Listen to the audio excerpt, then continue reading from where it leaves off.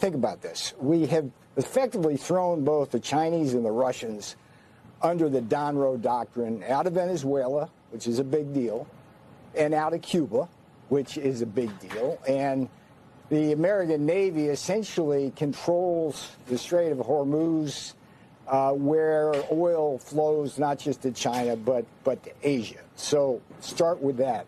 We extracted a promise from Xi Jinping not to give any more weapons to Iran. Now, I think your viewers know because they're a sophisticated audience, but let me just run through the checklist.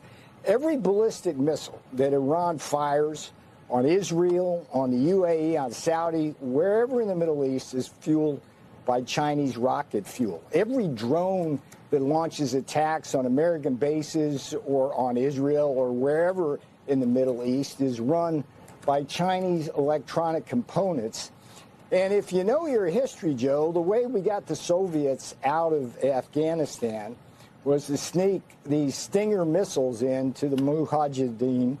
And basically those are shoulder-to-air missile launchers that knocked helicopters out of the sky and sent the Soviets out and actually brought down the Soviet Union. The Chinese understand that history, Joe, and we do not want them supplying man pads. That's the version of the Stinger there, and they promise not to do so. Of course, I'm watching the land routes very carefully because I don't believe that they will keep that promise necessarily, but we got that as well. Tariffs, we maintain the tariffs. The only way the tariffs have been cut on China, Joe, is by the Supreme Court, not by Donald John Trump. So we feel pretty good about where we stand. I think the president was generally mocked by the wolf warriors over in China, laughed at as obsequious, this, that, and the other thing.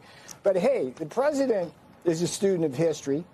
And what have we learned? What is the president? What do you think President Donald John Trump has learned over 50 years of diplomacy with China? It's like, what did they do to us? Nixon, Clinton on down. Flattery. They use flattery. They make extravagant promises. They never keep their promises. Was Donald Trump turning the tables on them a little bit? You decide. But I think that that story hasn't been told.